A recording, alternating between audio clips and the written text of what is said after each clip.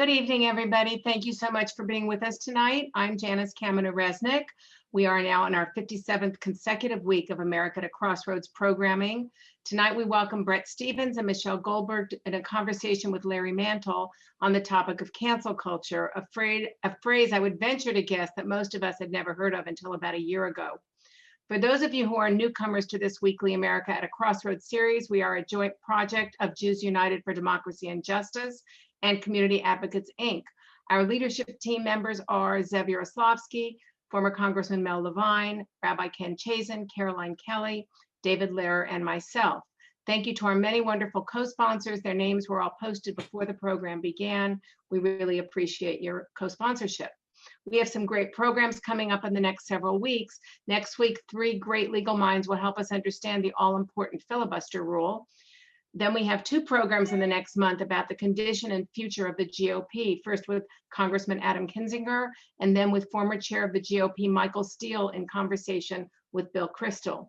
Then, apropos of last night's horrible anti-Semitic incident in West Hollywood and the overall rising levels of anti-Semitism, you will want to join us on June 9th as Deborah Lipstadt, a foremost scholar on the subject of anti-Semitism, and the extraordinary Rabbi Ed Feinstein will explore the current state of anti-Semitism in the United States. We are surely living in very challenging times.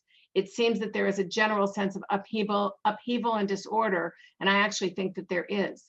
Our goal is to bring intelligent, reasoned, and deeply analytical voices to our audience each week so that we can all come away with a better understanding of the problems that we and our country are facing. We are grateful to you, our community of listeners, for your loyal attendance each week. As long as you continue to attend and support our efforts, we will continue to bring you the best speakers available on the most relevant topics of the day. Now, to introduce tonight's wonderful guest, please welcome my colleague, friend, and wonderful civic leader, Zev Yaroslavsky. Thank you very much, Janice. It's a pleasure to work with you, and it's a pleasure to have our guest tonight. We are joined by Bret Stephens, who's been a frequent guest with us in the past, a Pulitzer Prize-winning journalist, editor, author, and columnist who currently serves as an opinion columnist for the New York Times and is a senior contributor to NBC News.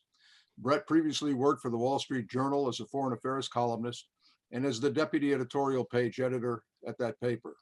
Prior to working at the Wall Street Journal, he was editor-in-chief of the Jerusalem Post.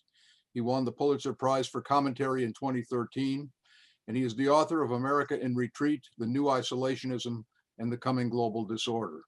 Bret was raised in Mexico City, holds a BA from the University of Chicago, and a master's from the London School of Economics.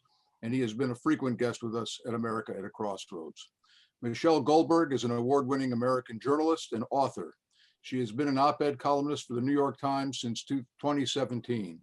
She has been a senior correspondent for the American Prospect, a columnist for the Daily Beast and Slate, and a senior writer for The Nation magazine.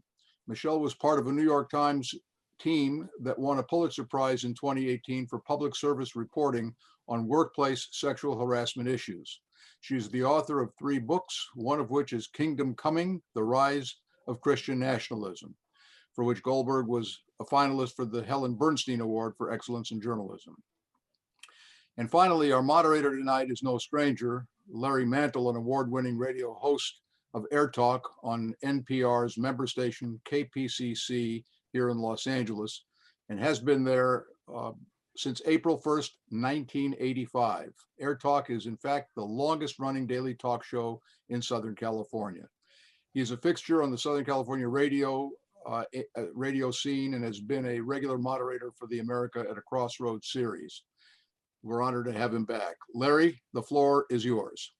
Thank you, Zev. I appreciate it very much. Janice, thank you so much. I really enjoy the opportunity to get together with all of you that attend, the many thousands who take advantage of these great speakers who every week are part of America at the Crossroads. It's my pleasure to be able to work with Judge as well as community advocates and to lead these conversations on such important topics, just like tonight. Cancel culture, what is it? How were people defining the term? And is it a threat to free speech, to nuanced and important ideas, or is it something that's being used as a term for political purposes alone? So let's get right into our conversation. Michelle and Bret, thank you so much. I want to ask each of you to define the term, how you think of it. And I know it's a squishy term used by different people in different ways, but how would you describe the term, Michelle? So I think when we were in the green room, the virtual green room, waiting for this to start, somebody was saying that her mother wasn't even quite sure what this term meant. And I think there's a reason for that, because it's been a floating signifier. It means so many different things. It's a way for people to talk about their discomfort with changing norms, right? I mean, sometimes people say that they feel like they can't say anything anymore. And some of those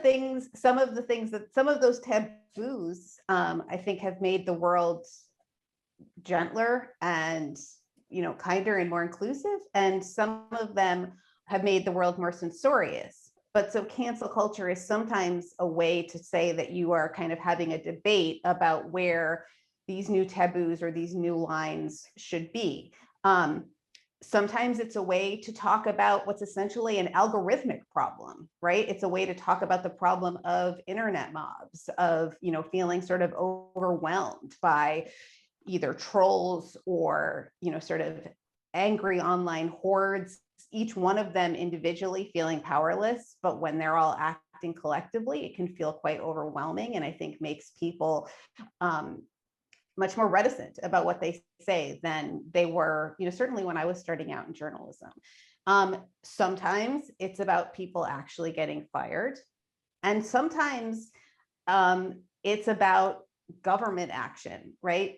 So as far as I'm concerned, if you're going to talk about cancel culture, people losing their jobs for things that they believe, for opinions that are considered beyond the pale, the most pressing example of that, the most sort of urgent free speech problem in America, as far as I'm concerned, is the right-wing campaign to prohibit what's sometimes called critical race theory in both undergraduate and in both high school, middle school, elementary school, and college education in many red states in the country. We don't really think of that as cancel culture, because cancel culture is typically a term that's used to talk about left-wing overreach. But if we just want to use it as a synonym for censorship, then I think that, that's sort of where the issue is most live, as far as I'm concerned. And let's come back to that point a little bit later. But Bret, how do you define it? So I'm just going to refer to something our colleague Ross Douthat wrote about a year ago, which I thought was a terrific column, and I want to give him credit. He writes, cancellation, properly understood, refers to an attack on someone's employment and reputation by a determined collective of critics based on an opinion or an action that is alleged to be disgraceful or disqualifying. So I think that's just a very useful summary of what we're talking about here. It's not an attempt. There's I think a separate issue that Michelle is raising about attempting to cancel schools of thought or ideas. Cancel culture really aims at people. It's aiming at Michelle, her right-wing critics trying to cancel her, or at me, left-wing critics trying to cancel me, and so on. It's also an effort not just to cancel us in terms of our employment, although that's a part of it, but also to sort of besmirch our reputations in a way that does material damage to our lives, our reputations, our prospects in the future. And I would say that there are two versions of this. For some reason, Roe v. Wade has been on my mind today, so I've been thinking about umbras and penumbras. But there is the effects of cancel culture on the direct targets. Let's say, a right-wing online mob wants to cancel Michelle for expressing herself on a certain subject.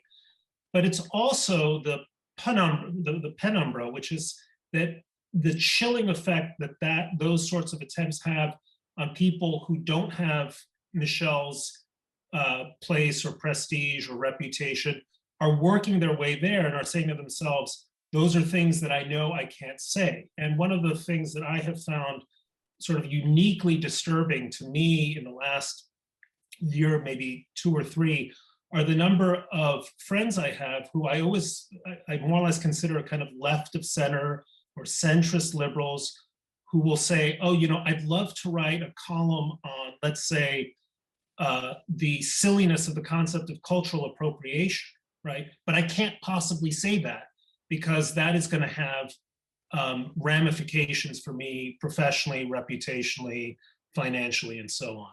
So and one last quick point, Michelle is absolutely right. She and I are not going to disagree. Cancel culture is much a function of right-wing mobs trying to cancel people on the left as it is of left-wing mobs trying to cancel those of us on the right. So how much of this is a function of social media? Because in the past, we have people who would be offended by things an individual would write or say. They'd contact the companies that employ the individuals, write letters, call in. They'd attempt to organize boycotts against advertisers, perhaps. But social media seems to have changed everything because it enables even a relatively small group of people who are extremely passionate in their criticism to create fear within the employer of someone who said or wrote the thing that was disapproved of by the group. So, I mean, to me, Michelle, it seems one of the issues here is that social media is among members of mainstream media seen as so much louder and so much bigger than it necessarily is, and that it magnifies the complaint, so to speak. Do you think that's true?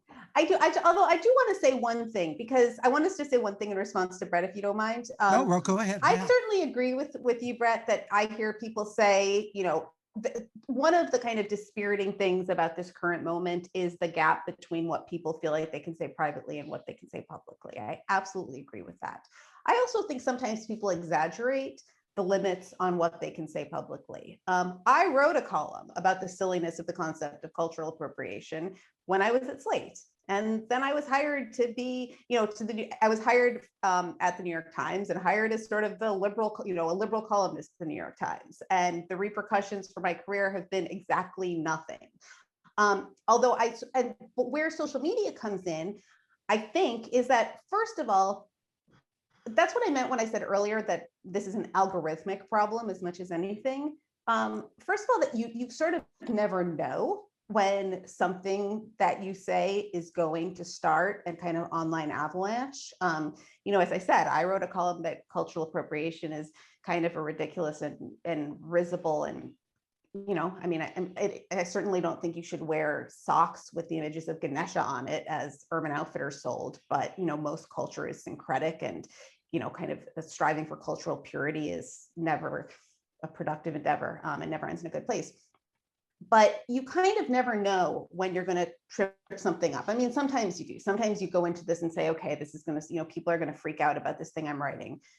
But sometimes you don't. Sometimes, like our colleague Elizabeth Brunig writes, a column about being a young mother that's mostly anodyne, if, kind of somewhat culturally conservative in orientation. And it starts an online freak out. And a lot of this is about,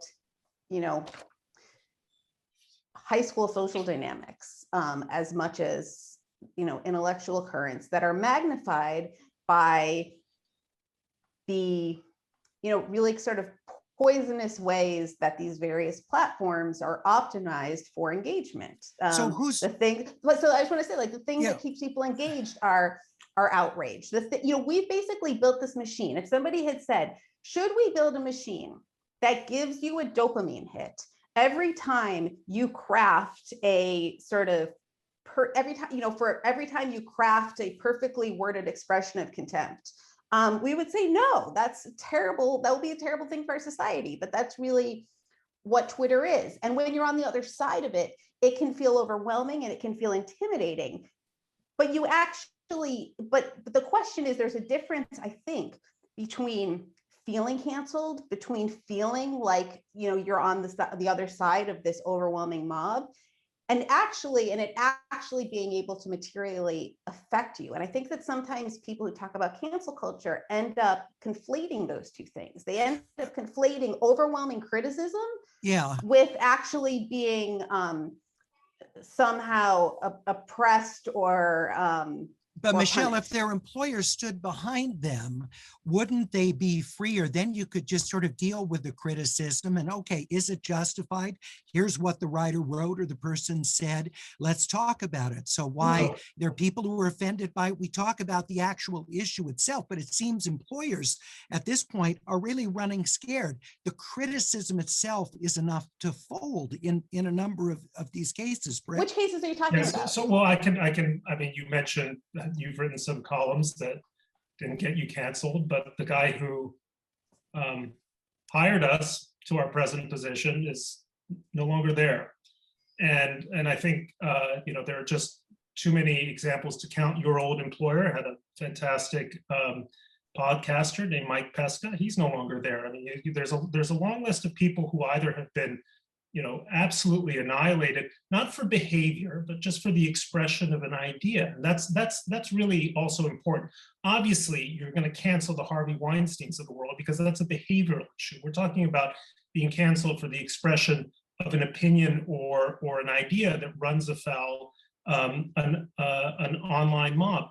But you raised a really important point, Larry, and I think this is something that I've wanted to say for a while.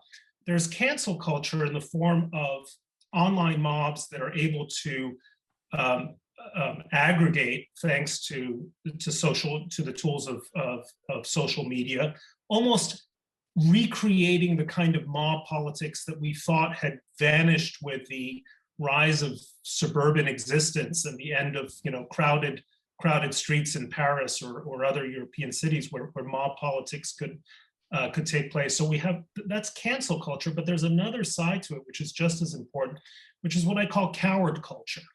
Because at the end of the day, all of these well-known people who have been canceled or had their reputations smeared or their prospects ruined, it didn't happen because 10,000 people retweeted something nasty about me or someone else, right? It happened because someone capitulated to that mob. Right? Someone was afraid that the consequences of not firing person X would materially affect them. Usually, my own sense is that if these people who had that power simply said, sorry, we believe in open and vigorous discourse around here, we would actually move in the direction of lessening the effects of what we're talking about with cancel culture. But it is what you've put your finger on really is it's the twinning of the cancellation mob and the coward mentality that has really been toxic for people. Well, and I guess to me, one of the things where the employer can step in is in the questioning of motives, because typically it's not just a criticism of what the individual wrote or said, but it extends beyond that to say this shows the toxic or biased mindset of this individual and questions the character and motives of the person. That then puts the individual as attacked in a difficult spot. You're not only then talking about, well, here are the ideas that I put out in this piece that offended you, but then you're into a sort of character protection. Well, I'm not a terrible person. I don't hate this group of people. I don't hold backward sorts of points of view. And again, this is, I think, where employers could step and say, well, we've employed this person for a period of time. We have a sense of who this individual is. We stand behind this person and who they are character. Now let's talk about what she or he wrote or said and debate that. Michelle? Well, look, I certainly agree. I mean, I certainly agree that one of the most important, if you're really concerned about people losing their We just had Michelle freeze and we'll try and get that straightened out. Hopefully she'll be back with us momentarily. Just a reminder that in the Q&A button, you can ask your question. Please, if you would, put down where you're watching our program from tonight. It gives a great sense of place and an opportunity for us to have a sense of where all our viewers are. So please, not just your first name, but the location where you're at. We appreciate it very much. I also want to talk about forgiveness or correction when it comes into it. I can't tell you how many times in the course of my career I've said something that offended someone, or maybe they misinterpreted, or that I crafted poorly in how I said it. And fortunately, with a long-term relationship with listeners, I'm able to apologize, offer a correction, and that usually ends it there because there's a sense of trust, and they don't see me as having malevolent intentions. But it seems to me that so often there is not that ability for someone to say, I'm sorry, I could have said this better, or I apologize that that what I said was hurtful. That wasn't my intent. Let's see if we can get at this issue in a way that isn't hurtful to people, so we can all be able to address it some way. Bret, what keeps us from being able to approach this in that way? Yeah, those are some excellent points, and I just want to make. I think it's important. We have lost the notion that the opinions we may hold at any given point in time, generally speaking, are not reflections of our character. Now, that's not always true, right? I mean, if I were to express a Nazi sympathetic opinion, that would be an expression of character. Generally speaking, what we are doing, especially those of us who are kind of in the business of writing columns or offering opinions on a regular basis, is that we're thinking out loud. And in thinking out loud, we will occasionally make mistakes, maybe frequently make mistakes, but that's part of the process of trying to arrive at a dialectical truth, dialectically through conversations and objections from readers and from our audience. And so even error has a kind of a place in that ecosystem, right? That's an important thing. And we've lost that idea. Right now, if you have a quote bad opinion, you're a bad person, right? And therefore, because you're a bad person, you're irredeemable and you have to be canceled. And the second aspect, which I think is so important, one of the things that I've found incredibly disturbing about cancel culture as it's evolved in the last couple of years is that time and again, I have seen people apologize, often under tremendous pressure from an employer or from the public. People apologize for something they have said. And that apology, instead of being a kind of a bid for reconciliation, as you just described it, Larry, actually ends up being something like being taken as a confession of guilt. So it's reminiscent of something out of Darkness at Noon or 1930s era Soviet Union. The thought criminal has confessed his crime by offering this teary apology. Now that we know that he's guilty, it's just a matter of applying a verdict, and the verdict is always death, or in this case, cancellation, firing. And that just sets a terrible precedent for democratic discourse. I mean, we've lost the idea that we all live in glass houses. All of us are guilty of saying or doing things that we have reason to soon or eventually regret. And public life becomes intolerable if the penalty is constant.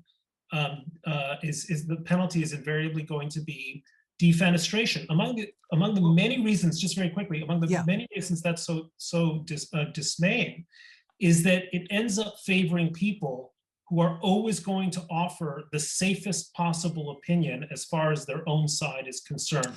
No one will venture a difficult thought. Hold that thought, because we have Michelle back. Michelle, we're Sorry, so I sorry was we canceled lost by you. Wi-Fi. We don't ascribe to any negative motivation to that, hidden motives. So I don't know if you recall what I asked you, because I didn't see exactly when. Well, you were asking me about employers, basically, And what I was saying is that I think people who are really concerned about this should support limitations on at-will employment. And I mean, I think it's a broader problem in this country that people can be fired quite easily for on the thinnest of pretext or on no pretext at all. I want to say it's not that I totally disagree with what Bret is saying about this kind of inquisitorial culture, about people feeling intellectually intimidated. I just think when you look, they're actually, I think I disagree with him in terms of scale. I think that there are not a huge number of cases that I can think of people often when people are fired, there is a deeper history and it's more complicated than the public story is made out to be. There are certainly firings that I thought were appallingly unjust. You know, one that we often write about when people write about this is they write about a young analyst named David Shore, who was fired from his data analytics firm for basically citing the work of a Black academic who had written about how riots in the 1960s were correlated with support for Richard Nixon, right? He was fired for bringing this up. It's an outrageous case and people bring it up all the time. But I think the reason they bring it up all the time is because it was an anomaly. You know, I think if there was a lot more examples, people would use a lot more examples. And so what I see happening too often is a conflation of unfair criticism, torrents of it, which again, I think is intimidating. I think makes people hesitant. I agree with Bret about it makes people hesitant to venture, you know, contrarian opinions. I guess where I disagree is about whether both the kind of scope of the crisis and how much of it is about, you know, sort of political pathologies, again, as opposed to what I said before, algorithmic pathologies. What about in academe, Michelle? Because, you know, this is something, obviously, if you've got a tenured professor, she or he is going to have certain protections to entertain and talk about ideas that may not be popular among today's college students, but even they can get tremendous blowback. And we've seen multiple cases of these, but particularly for professors who don't have that kind of protection or much earlier in their career, we've had a number of cases where professors have been asked to leave. I don't have the names of them at my fingertips, but these have been widely reported. Do you have any concerns in the academic sphere about that this potentially leads to a kind of conformity to be able to get tenure and not questioning the sort of, you know, not ruffling the feathers of today's students? Well, look, I think that, I mean, here's where probably we really disagree, because I actually think that by far the biggest threat to academic freedom in this country is this campaign, as I said, against critical race theory, right? There are a number of states in this country that have passed laws governing what professors can and can't teach, that they will file sort of document requests, you know, Freedom of Information Act requests, trying to get professors syllabi so that they can review what they're teaching to scan for sort of subversive ideas. I mean, if you ever watched some of these hearings that they'll have, say, in the state legislatures of Idaho about education bills, it really is, you know, old-fashioned McCarthyism. It's just a handful of states, though, right? This is not a huge number of states that are pursuing this, is but there, I would, you know, I actually don't know how the number, but I think you're talking about at this point more than 6 states. You don't have any, you don't, but there is no other sort of countervailing legal effort to circumscribe what can be taught in school. And when you talk to these professors, when you talk to professors in conservative states, not that I've spoken to all of them, but I've spoken to a bunch, they will tell you they walk on eggshells around their students, afraid that a conservative student will videotape them, will send them to one of these organizations that's just sort of devoted to, you know, humiliating left-wing professors, to getting left-wing professors fired. And, you know, while we're on the subject, I think that probably the most volatile thing that a professor can do in terms of their career. The thing that is most likely to threaten their future is to take, a sort of pro-Palestinian position on Israel. That's the real third rail.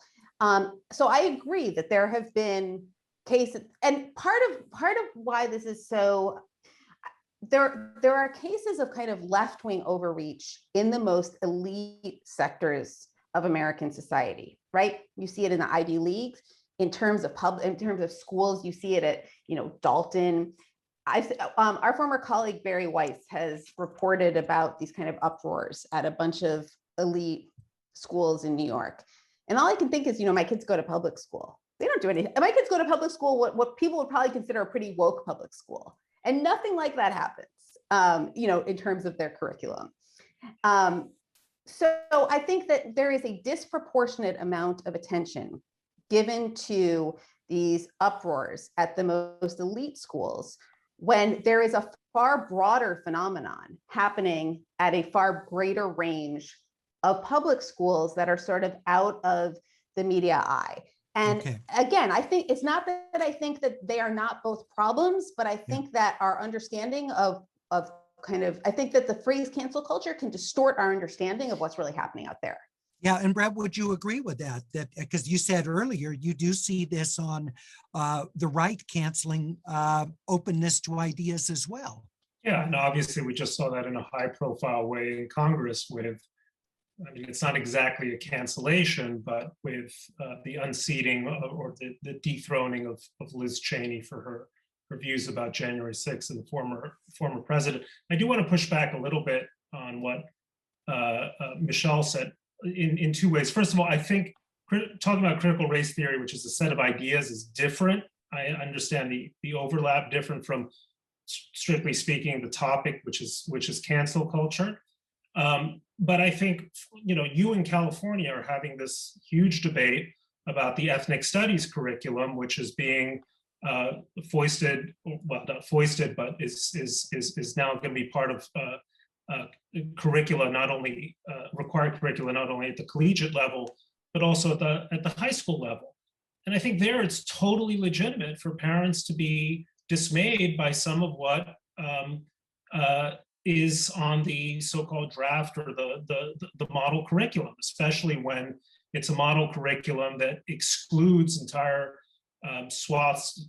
One of the biggest uproars about it was that Jews seem to have no place in it, and there was this jargon about Jews obtaining conditional whiteness and enjoying the white privilege in a way that smacked hundreds of thousands of parents as being borderline, if not actually anti-Semitic. And it's totally natural for parents who pay taxes to send their kids to public schools to care about what it is that their teachers are, or what public school teachers are teaching their kids. But I think this is a slightly separate issue from the reality that not only are a lot of people actually being canceled, but more than that, people are so afraid of being canceled that they are operating in this kind of doublethink universe of, I think the term of art is preference falsification, in which they are saying things they don't believe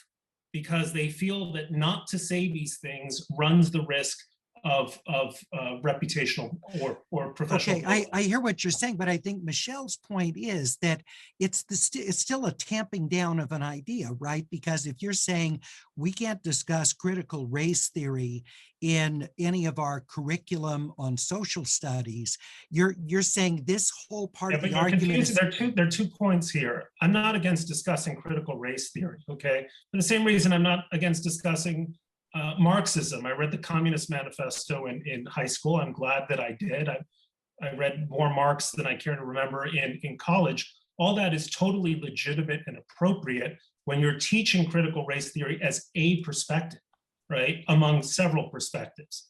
It's a different thing when you're teaching it as the perspective, right? Rather than it being a subject, it becomes the lens. And that's where I think people have legitimate objections to critical race theory. All right. Michelle, do you want to quickly say something on that before we move on to the next? Well, subject? so I think part of the difficulty, critical race theory has become almost as baggy a term as cancel culture, right? Because you have both a school of thought that emerged in the 70s and it being now a sort of broader term for people to object to any sort of teaching about systemic racism or teaching that systemic racism is a function of American history. And so, if you look at the language of these bills, they're not basically saying, you can't teach Derek Bell, you can't teach Kimberly Crenshaw. They're saying you can't teach, often the term is divisive concepts. You can't teach divisive concepts, including, again, I don't have the language at my fingertips, but that the United States is fundamentally racist or sexist. And again, this applies not just to lower schools, but it applies to college classrooms. And I want to say, in terms of people being destroyed or people having opportunities taken away from them, I would say our colleague, Nicole Hannah-Jones, she certainly hasn't been destroyed. She's a very eminent person, but just today we saw that she had tenure. She was recommended for a tenured journalism position, and politicians on the board of trustees basically overrode the decision of the school because they were politically offended by the things that she wrote. And yet somehow this kind of career hit, although she has a big enough career that it's not that much of a hit, it's actually quite common, and we just don't talk about it when we talk about quote unquote cancel culture. Yeah, but that's not cancel culture. That's Why? different. If someone loses an opportunity, No, she didn't lose an opportunity. That her, as I understood it from reading the story tomorrow, the board of trustees has a right to make a decision. They didn't cancel her. She didn't have tenure, and it was somehow taken away from her. Right? That would be the cancellation. It's that she was denied the tenure that she was seeking and expected to get. And that's, I think, somewhat different. What we're talking about with cancel culture is people who have some platform or other, right, that they believe ought to be secure and comes with a set of expectations and protections, which is then ripped out from under them because of a thought crime. And by the way, I completely agree with you on something that you said earlier. We absolutely should teach divisive perspectives. I mean, I wouldn't be at the New York Times writing what I do if the Times didn't have that faith in teaching divisive perspectives. But it's a little bit like the difference between being a reporter and being an opinion writer. Right? We expect the teachers teaching critical race theory to do so as reporters. Here is a point of view. It's valid. It ought to be taught. Versus this is the point of view that you will, that is the correct one to have. Yeah, I want to talk a bit about historic figures. I know our focus is, and it's very important, about whether people's freedom to discuss certain ideas is tamped down in this environment. But I do want to talk about historic figures because this is often used as part of the jargon of the term cancel culture. So you have figures, whether they're slave-holding so-called founding fathers, whether you've got people who made tremendous contributions in other ways, but were eugenicists. So this is something that we wrestled with in this country long before the notion of cancel culture. But Michelle, how much weight do you think, when we consider people, do we give these things that we now recognize as evils? How much then do we discount what we have historically thought of the positives contributed by those individuals? Well, look, I obviously don't think that we should be judging people. I mean, I don't think we should be judging people by anachronistic set of standards, right? I think it's obviously, just historically, it's idiotic to expect people to, to sort of hold people to the standards that we have today. But I think it also depends on what we mean by canceling someone, right? If you change a name of a high school because you want it to be named after a figure that is more respected in that community, that is, sort of more a figure of aspiration to the students in that school, is that canceling? Or is that just, sort of a normal process of cultural change? This happened recently with Planned Parenthood and Margaret Sanger. Margaret Sanger is somebody that I admire terrifically. I think she had eugenicist ideas that were very much in circulation on the right as well as on the left. They were almost kind of ubiquitous in intellectual circles when she was getting her start, and she shared those ideas. And I think that the pro-life movement's long campaign to paint her as a racist is dishonest. And yet at the same time, if somebody says we don't want to name a clinic in a Black neighborhood after Margaret Sanger because we think that she has associations that people in that people in the community we're trying to serve are going to consider, hostile or offensive. I think that people have a right to, I don't know what kind of right you have after you're dead, but historians have a duty to judge people according to their contexts. The question is whether society has a duty to continue venerating the same set of people. Bret, just real quickly, because I do, looking at the clock, want to get to our audience questions, but quick thought on historic figures. I think Michelle expressed my views as very, very eloquently. I mean, I think obviously the idea that we should completely revise our ideas about someone like Abraham Lincoln because he held racial views that certainly today would be considered, backward, but were remarkably forward-looking and courageous for his time. I think it's just silly. I'm not against historical reappraisal. It happens all the time. It's a necessary. It would be foolish to kind of embalm, so to speak, permanently embalm our dead so that we can never rethink the past. What bothers me is the speed and I think flippancy and historical illiteracy that often goes into these rapid decisions to rename whatever it was, George Washington High School or Abraham Lincoln High School up somewhere in San Francisco or the Bay Area, or not to understand that everyone is a creature of his time. We have to remember, I mean, I'll never forget, what was it, 2001, the destruction of the Bamiyan statues in Afghanistan. And that to me, the idea that people in the past made what the Taliban considered grievous moral errors, destroy the record of it, seemed to me the essence of barbarism and ignorance. And right, but can I just say, if we're gonna, wait, can I just say something quickly? Then I need to get to audience questions. Yeah. Michelle, yes, quick response. So, right, but this is a huge spectrum, because if we're gonna go back to that time period, in 2003, I was in Baghdad where people were pulling down statues of Iraq and everybody was cheering and everybody thought that this was fantastic. And between those two extremely far apart poles, there is a whole spectrum of, kind of individual situations where I'm sure I would agree with Bret that it seems like historical idiocy. And I lived in San Francisco for a long time, and there was all sorts of things that local governments did that often seemed kind of ridiculous and silly.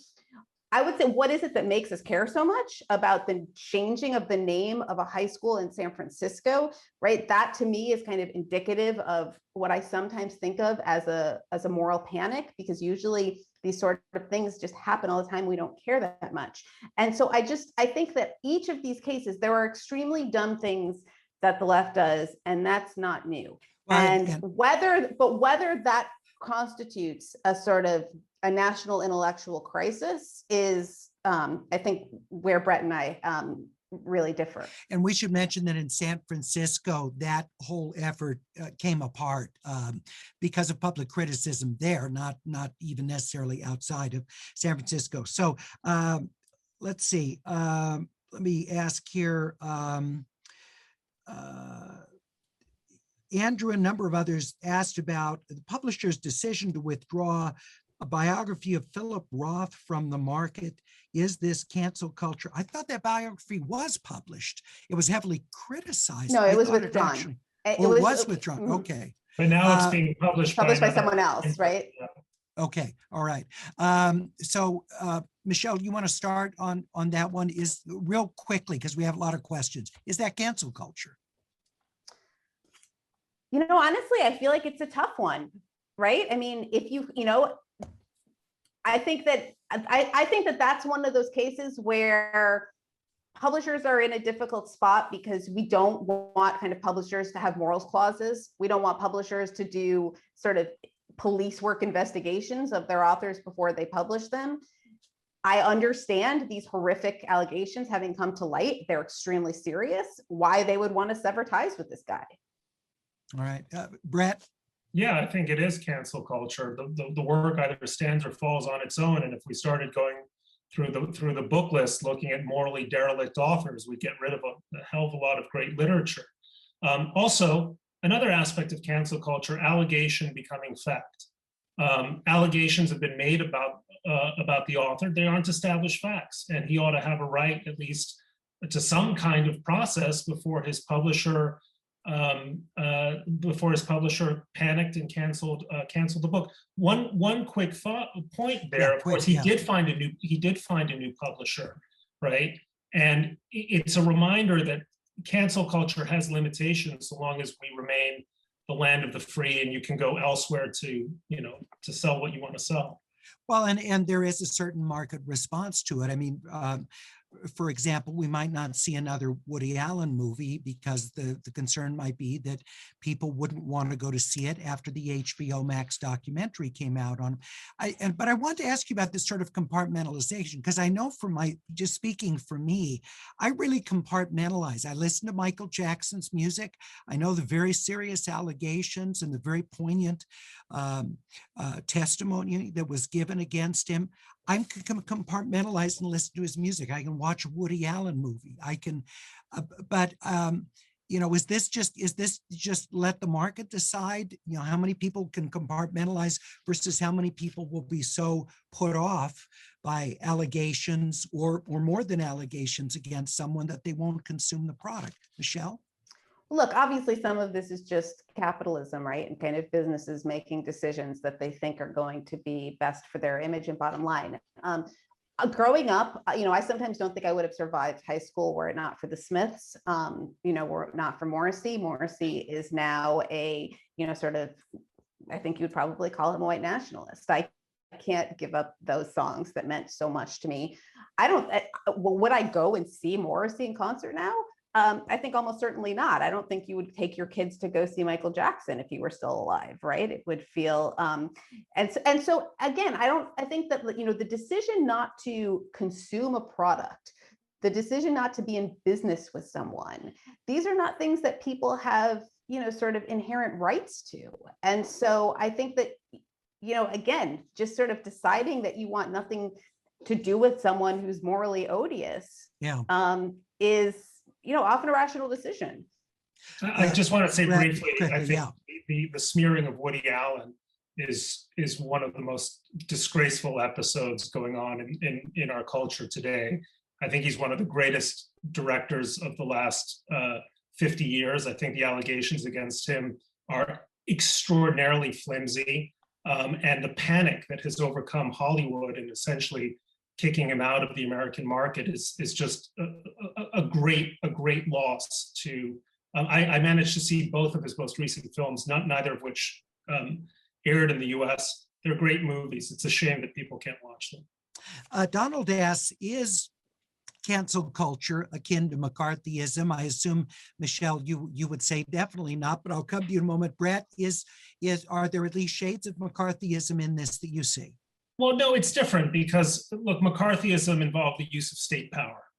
So it's just fundamentally different. I mean, if you invoke the word McCarthyism as a cultural ethos, as a spirit of angry censoriousness, then yes, there's a McCarthyite element, but it's very different when the House Committee on Un-American Activities gets itself involved in the act. Then again, for people who were scandalized by the McCarthyite period, both for political as well as for cultural reasons, for the kind of sense of fear that it imbued in a large swath of the American public, I should hope that those same people who use the word McCarthyite would also be scandalized, albeit to a different degree, by what we call cancel culture. Yeah, Michelle, if it's not McCarthyism, Are there echoes in any way of the 50s where sort of people's thought was more proscribed, and we had, I think, we could argue much more of a sort of shaming culture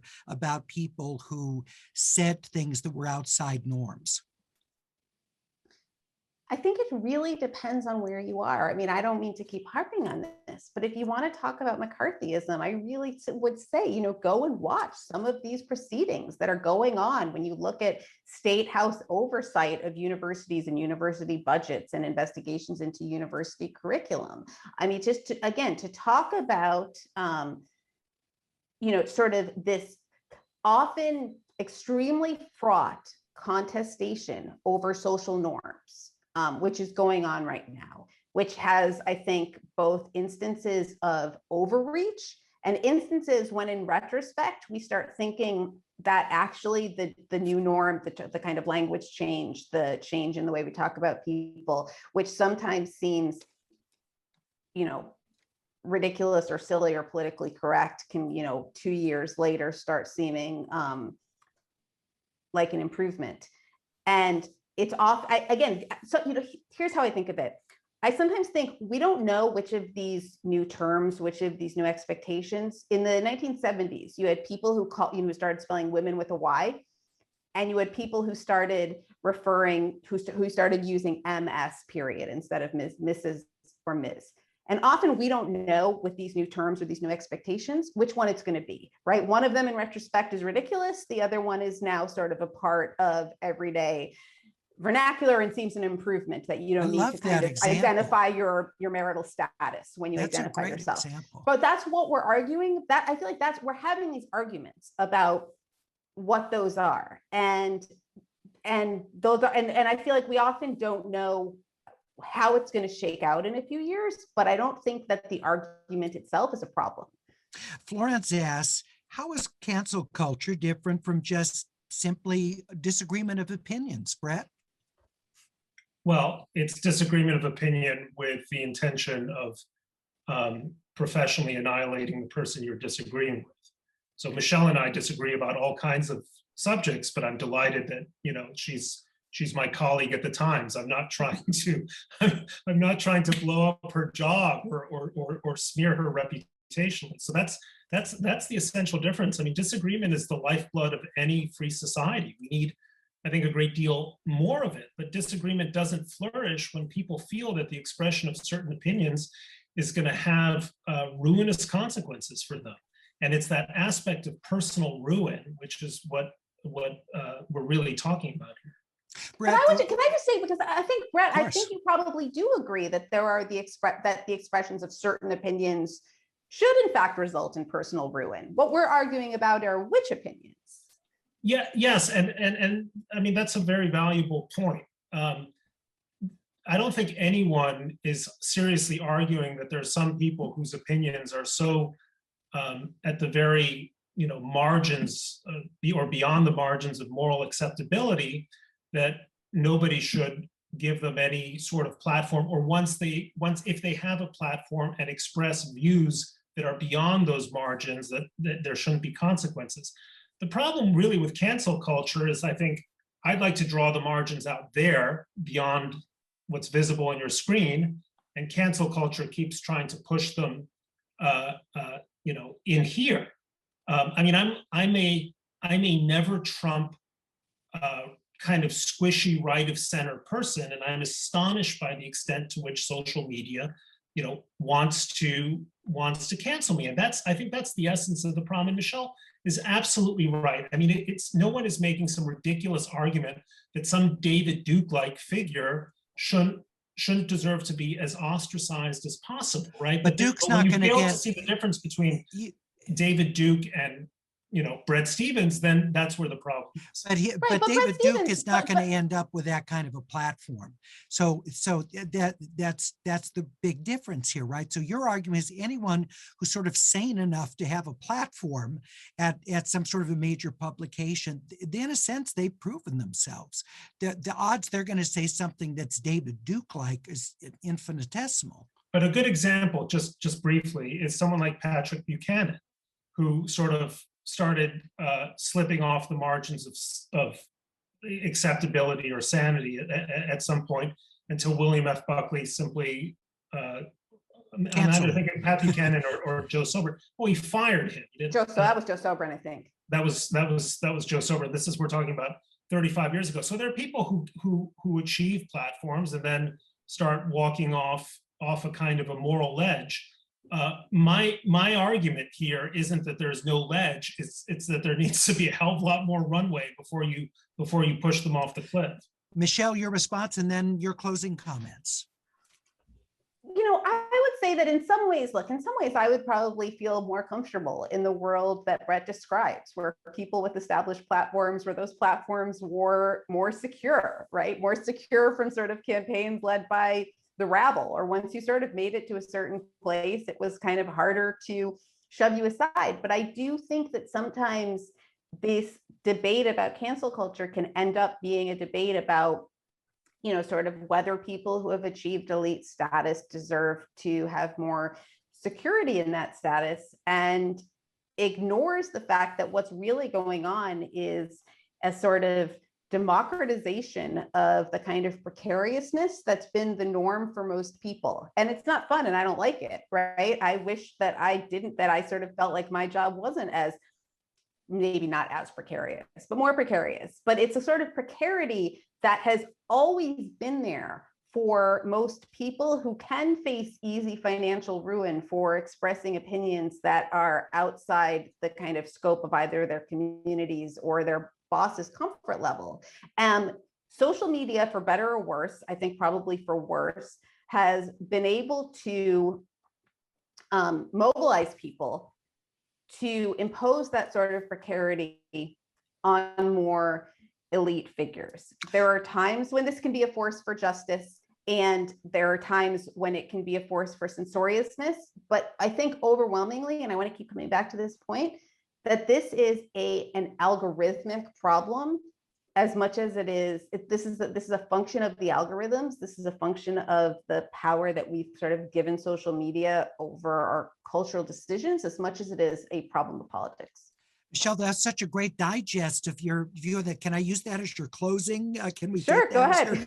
Yeah, that was great. Bret, closing thought from you in like 45 seconds. Yeah, sure. I mean, very quickly, societies that thrive are societies that welcome gadflies, that celebrate heretics, that think that dissent is part of is a requirement for progress, and that we're better off, if not celebrating, at least listening to the dissenters rather than shutting them down. Go to any society that's made very little progress in the world, and the word heretic tends to come up very frequently. When we're talking about cancel culture, obviously we're not talking about it in a medieval sense, but we're talking about the orientation of free society in the 21st century. And I think that generally speaking, we want an America in which people feel free to speak their minds and even to offend, because when they feel free to do so, you are likelier to alight on interesting, productive, progressive, reactionary, but mobilizing ideas that make society better and more interesting. Thank you both so much. This is a subject I've talked a fair amount about on my daily program on KPCC, and I've learned a lot from both of you and what you've had to say. Really excellent points about our topic for tonight. So Michelle, thank you so much. Thank you. Bret, thank you so much. Been a really enlightening and spirited, good conversation. And thank you for joining us. On behalf of Judge and Community Advocates, Inc., we so appreciate your being with us.